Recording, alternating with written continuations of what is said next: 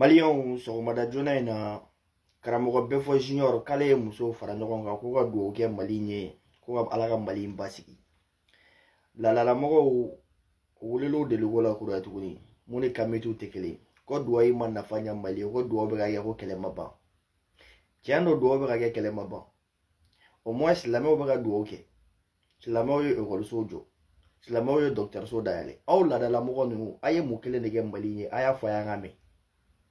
Aw ka laada in tɔn a ye nafa jumɛn ɲɛ Mali ye. Au moins silamɛw kɔni sera ka dɔgɔtɔrɔso jɔ. U ye ekɔliso dayɛlɛ denmisɛnninw bɛ ka kalan kɛ. Aw ka laada in ye nafa jumɛn ɲɛ Mali ye a y'a kelen fɔ a y'an ka mɛn. Aw ma se ka Bina faga, aw ma se ka Kufa faga, aw ma se ka Yadi faga. Aw ma dɔgɔtɔrɔso jɔ, aw ma château turu, aw ma ekɔliso dayɛlɛ. Aw bɛ se fɛn fɛn la matin midi soir. Kɔrɔ tɛ bon ka hadamaden dɔ dabali aw bɛ se o dɔrɔn de la ka mɔgɔninfinw mago sa mais fɛn fɛn dilanni aw ma se k'o kelen kɛ. Aw yɛrɛ ka subagatɔn cɛ in a bolo k'a ɲinana aw ma ɲina aw yɛrɛ pour que a to ka dossier ta. O mun bɔra k'i ɲɛ waga diɲɛmɔgɔ ɲɛ la yan ko Mali kɛlɛ banna pewu ko à partir d'aujourd'hui ko en tant que le président de la sorcellerie n bɛna k'a la sisan mais jusqu'à présent kɛlɛ in ma ban. An ka lamɛn.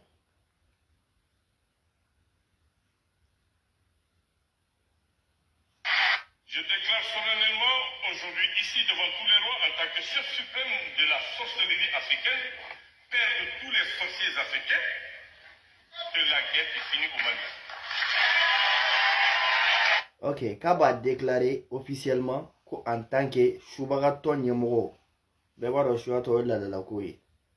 ko Mali kɛlɛ banna pewu mais jusqu'à présent kɛlɛ in bɛ sen na. Aw ko duwawu ma nafa ɲɛ aw ka subagatɔ cɛ bɔra yan nɔ u tagar'u ka so jɔ yan nɔ ko subagatɔ so. Ok a ko kɛlɛ in banna dɔ farala kan dɔ bɔra la de. Les sages de Segu olu mun b'u ka ladatɔn na ka taa samara sen kelen bon ka dankun datugu. Segu sira bloqué yan nɔ u ma taga samara sen kelen bon olu kama dɛ u y'a kɛ ka Alassane Dramane Ouattara k'u y'o bon ka Macron bon u bɛ Faransɛw ma wuli k'u ye Musa Mara bon k'o bɛ kaso la mais u ma se ka Bina ni Yadi ni Kufa bon ka Segu sira libéré. U ma se ka terrorisiw bon ka Azawad bon pour que camion minnu bɛ ka jɛni gidɔrɔn sanfɛ k'o dabila. Énergie commission ɲɛmɔgɔ kurantigɛ mun bɛ yen SOMAGEF mɔgɔw Asimi de b'a bɛɛ ɲɛma ale de y'a ɲɛmɔgɔ ye pour que u m'olu bɔ ko kuran ka di Segukaw ma ko ji ka di Segukaw ma mais n'a fɔra ko bagabaga ni tapage u fɔrilen don o la ni diɲɛ mɔgɔ bɛɛ donc o fɔli sen kelen dɔnkili sen kelen laadatɔ ne y'an ka laadatɔ depuis an fitinin bɛ dimɔgɔ bila i la an bɛ tumu bila a ye tumu bila terroriste la kɛlɛ in ka ban aw ka subagatɔ cɛ filɛ k'a fɔ de ko lui déclare solennellement ko la guerre du Mali est finie mais jusqu'à présent kɛlɛ in ma ban a yɛrɛ dɛsɛlen don ka kuma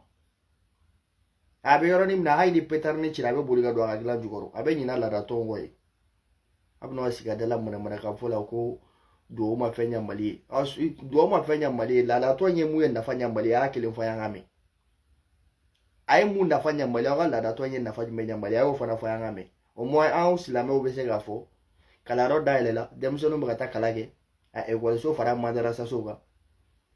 dɔgɔtɔrɔso dayɛlɛla mɔgɔw bɛ ka furakɛ aw ka sorcellerie a n'aw ka tɔn laadatɔn a ye nafa jumɛn ɲɛ Mali ye a ye ekɔliso jumɛn dayɛlɛ a ye dɔgɔtɔrɔso jumɛn dayɛlɛ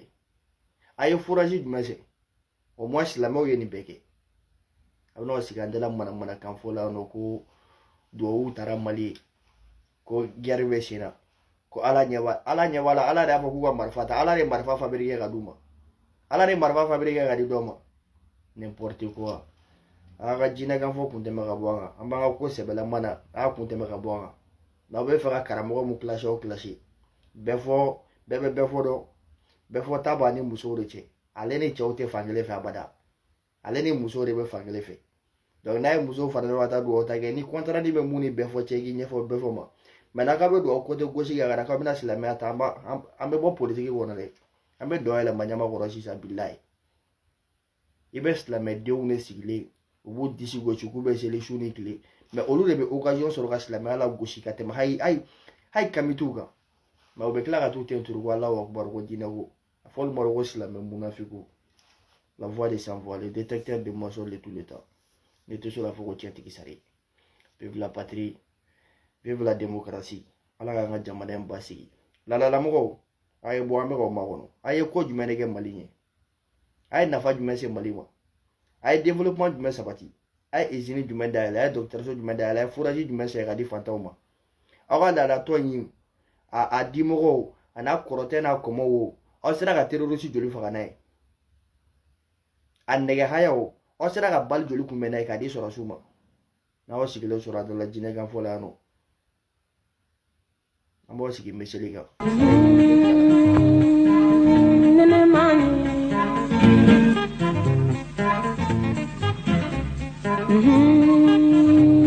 Allah,